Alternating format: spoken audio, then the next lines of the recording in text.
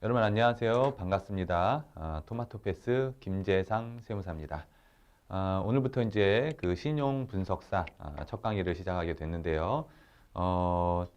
이제 기나긴 여정이 될 거예요. 근데 이제 시작이 반이라고 지금부터 이제 처음 강의를 차근차근 반복적으로 꾸준히 들으시면 강의를 수강하는 것만으로도 어느 정도 준비가 되시고 요거 기본 강의 다 들으신 다음에 문제풀이 수업을 한번 들으셔서 실전 연습하시면 아마도 저희 토마토패스에서 준비하시는 모든 수험생분들은 다 합격하시리라 믿습니다.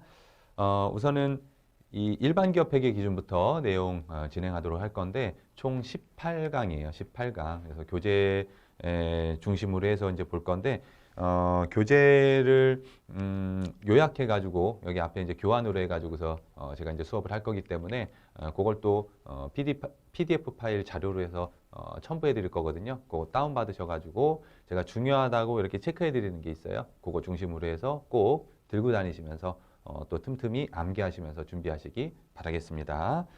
그러면 1장부터 한번 나가보도록 할게요. 우선 1장의 제목은 재무회계와 회계기준 이렇게 되어 있는데 이제 기초적인 사항입니다. 재무회계는 뭐고 그 다음에 이 재무회계라고 하는 내지는 회계라고 하는 거를 그냥 만들진 않았겠죠. 일종의 기준을 가지고서 이제 만들었을 건데 그 기준이 뭐냐? 일반적인 총론입니다. 같이 한번 보시죠. 우선 회계의 정의부터 여기 나와 있는데요.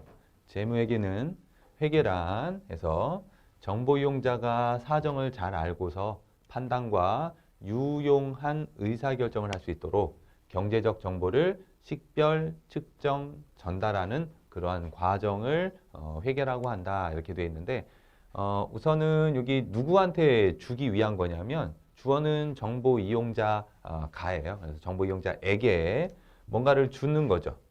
뭔가의 정보, 경제적 정보를 식별은 알아본다는 얘기고 측정은 숫자로 바꾼다는 얘기고 전달은 보여준다는 얘기죠.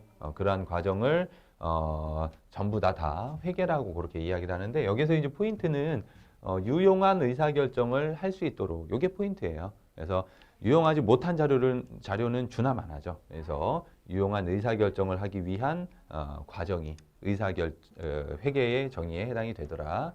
이런 얘기고 회계의 종류는 되게 많아요. 그래서 뭐 재무회계, 그다음에 원가관리 다 들어보셨죠? 원가관리회계, 세법하고 연관이 되어 있는 세무회계, 그다음에 회계감사, 정부회계, 뭐 비영리기관 회계 이렇게 뭐 등등등으로 해가지고서 분류가 굉장히 좀 많이 되고 있는데 저희들은 요거 이제 재무회계라고 생각하시면 되죠. 재무회계 요쪽 말고는 재무회계 부분이다. 우리 대학교에서 배웠던 회계원리 중급 고급 회계 여기 부분이라고 생각하시면 됩니다. 그 다음에 기업의 내외부 정보 이용자를 위하여 기업 실체 거래를 인식 기록하여 요거를 작성하는 거죠. 요게 목표예요. 재무제표를 작성해서 건네줘야 되잖아요. 이거를 목적으로 하는 회계를 이야기를 하더라.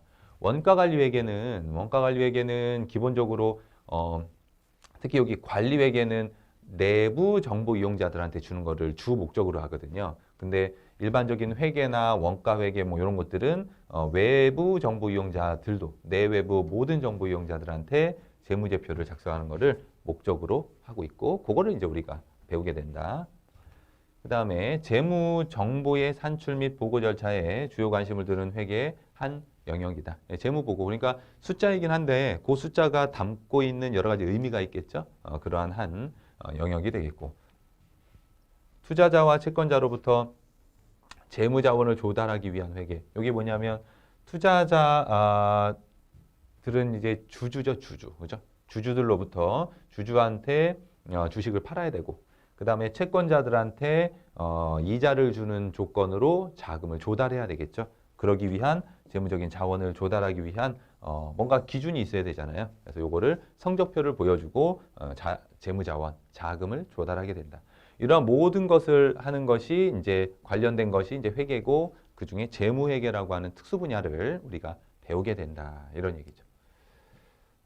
그 다음에 이제 용어인데요. 용어인데 재무 보고라고 하는 게 있어요. 재무 보고는 말 그대로 재무 제표라고 하는 그러한 양식을 가지고서 정보를 제공하는 것 아니겠어요? 그러면 기업 실체의 외부에 다양한 이해관계자의 경제적 의사결정을 위해 경영자가 제공해주는 그런 자료고 정보고 기업 실체의 경제적 자원과 의무, 경영 성과, 내지는 현금 흐름, 자본 변동 등등등에 관한 정보를 제공해주고 있다. 당연히 뭐에 의해서?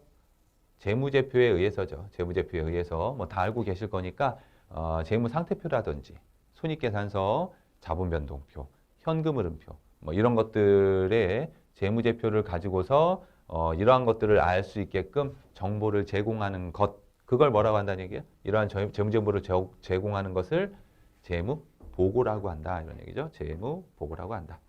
기업 실체의 회계 시스템에 근거한 재무제표에 의해 주로 이루어지지만 꼭 요것만은 아니고요. 그 외의 수단에 의해서도 제공은 됩니다.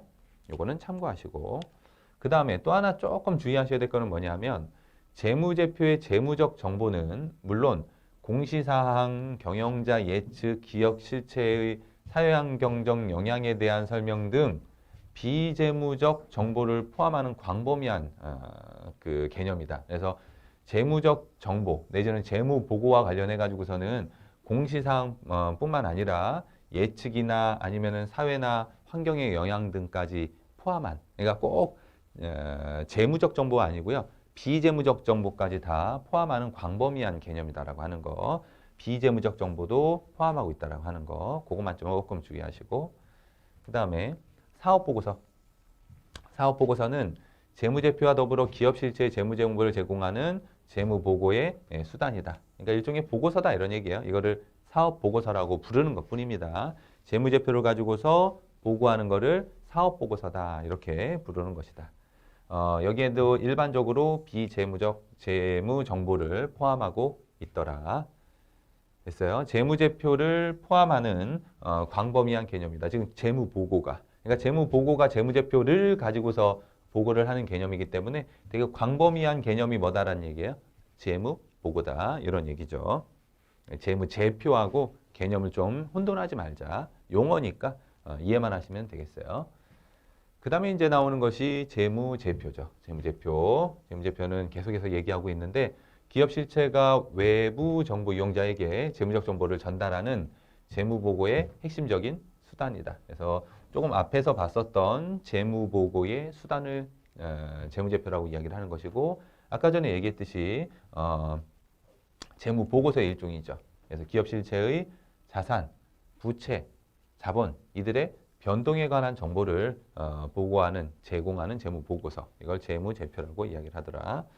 여기서 또 하나 조금 주의하셔야 될 게 뭐냐면 일반 기업 회계 기준에서의 재무제표는 첫 번째, 재무상태표. 두 번째, 손익계산서. 세 번째, 현금 흐름표. 네 번째, 자본변동표. 요게 이제 일반 기업 회계 기준에서 얘기하는 재무제표의 종류인데요. 이 중에 누구도 재무제표다? 주석도 재무제표다. 주석이라고 하는 거는 이렇게 뭐 우리가 이제 각주라고 해야 되나요? 여기다 이제 넘버링 달고 이 밑에다가 쓰는 거를 주석이라고 얘기하잖아요. 그런 것들도 뭐의 일종이다? 재무제표의 일정이다. 아셨죠? 요거는 가끔가다 시험에 나오니까 꼭 좀 주의해두자. 별표 표시해뒀다가 주의 꼭 좀 해두자. 주석도 재무제표에 포함되는 개념이다. 그 다음에 일반적으로 인정된 회계원칙 이렇게 이제 나와 있는데 요거는 일명 갭이라고 많이 들어보셨죠? 요거 이제 약자이기는 한데 이제 그냥 갭이라고 많이들 쓰죠. 발음은 좋진 않지만 제가 generally accepted accounting principle 해서 요거를 이제 일반적으로 인정된 회계원칙이다라고 하는 거를 영어로 이렇게 얘기하고 약자로 그냥 갭이다 그냥 그렇게 부르죠. 갭이다. 그래서 우리나라에서 얘기하는 이 회계 원칙이 총 크게는 세 가지예요. 한국채택 국제회계기준, KIFRS라고 들어보셨죠? 일반 기업 회계기준, 그 다음에 중소기업 회계기준 해서 우리나라에서 적용하고 있는 회계 기준은 총 세 가지예요. 이렇게 세 가지인데 우리 세 가지를 조금 이따가 이제 배우게 될 건데 그 중에서 이제 우리는 일반 기업 회계 기준 부분이죠. 여기 부분에 대해서 배우게 되겠다. 가장 타이트한 게 이쪽이고요. 이거는 뭐 상장회사나 금융회사가 이렇게 하는 거고 가장 널널한 조금 일종의 대충 해도 되는 내지는 크게 신경 쓰지 않고 그냥 크게 회계 처리해도 되는 부분이 이쪽일 거고 중간에 끼운 애들이 이쪽인데 요거를 우리가 배우게 된다. 이렇게 보시면 되겠습니다. 점점 회계 기준이 완화되게끔 규정되어 있다. 이렇게 보시면 되겠어요. 이런 회계 원칙의 제정인데요. 회계 원칙은 어디에서 만드냐면 여기 한국 회계기준화 회계기준원에서 만들게 되고 여기 이제 위탁을 해가지고서 제정하는 방식으로 2000년도부터 해서 계속해서 진행되고 있다 이런 얘기고 규제정급법이다 이렇게 이야기를 합니다. 요거는 참고. 어쨌든 회계기준원에서 위탁해서 제정하고 있다. 우리나라 기업회계기준의 체계인데요. 우리나라는 크게 2011년도 이전후로 나뉘어요. 2011년도 이전과 이후로 해가지고서 나뉘어서 그때 이제 IFRS가 처음 도입이 됐죠. 옛날에는 2개로만 되어 있다가 이제는 3개로 되어 있어요. 3개로. 그래서 여기 상장기업하고 금융회사의 경우에는 한국채택 국제회계기준이라고 해서 KIFRS의 회계기준을 무조건 적용해야 되고요. 그 다음에 비상장기업이라고 하면 외부감사 대상이 있죠. 외부감사 대상이면 일반 기업 회계기준을 적용을 하고 비상장 중에서도 외부감사 대상이 아닌 비외부감사 대상이면 그냥 중소기업 회계기준을 적용을 하는 겁니다. 그래서 이렇게 크게 3가지로 분류가 되는데 여기 노란색으로 해놨죠. 아무 말이 없으면 별도 언급이 없으면 여기와 관련돼서 배운다 이렇게 생각하시면 되겠습니다. 여기서 하나 주의하셔야 될 것은 여기 이제 당구장 표시인데 여기에요 여기.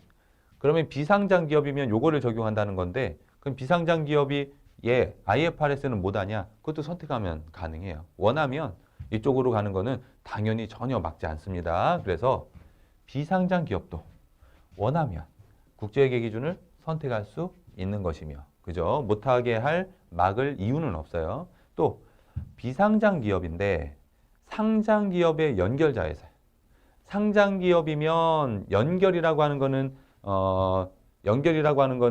이 주식의 51%를 초과해서 가지고 있는 거를 얘기하잖아요. 사실상 나랑 똑같은 애야. 내 거야, 내 거. 따라서 그거를 그냥 재무제표를 하나로 이렇게 합해야 되는데 투자회사는 국제회계기준 KIFRS로 돼 있고 피투자회사는 여기 일반기업회계 기준으로 돼 있으면 안 되잖아요. 따라서 비상장 기업이 상장 기업의 연결자회사면 어쩔 수 없이 반드시 국제회계 기준에 의해서 재무제표를 작성할 수밖에 없다는 것. 아셨죠? 이해하시면 되고 이것도 주의하셔야 되는 부분이니까 체크하시면 되겠습니다. 됐습니다. 이렇게 해서 이제 1장 여러분들하고 같이 한번 봤고요. 요거는 총설이니까 주의해야 될 사항들이 몇 가지 없었죠. 우리가 이제 나누어 드리는 교환을 가지고서 반드시 주의해야 될 거, 중요하다는 거 체크해 두신 다음에 그 부분만이라도 빠르게 보시면서 반복수를 좀 회독수를 늘려가시면 합격하시는데 전혀 문제가 되지 않을 것 같습니다. 1강은 여기까지 하고요. 다음 시간 또 뵐게요. 수고하셨습니다.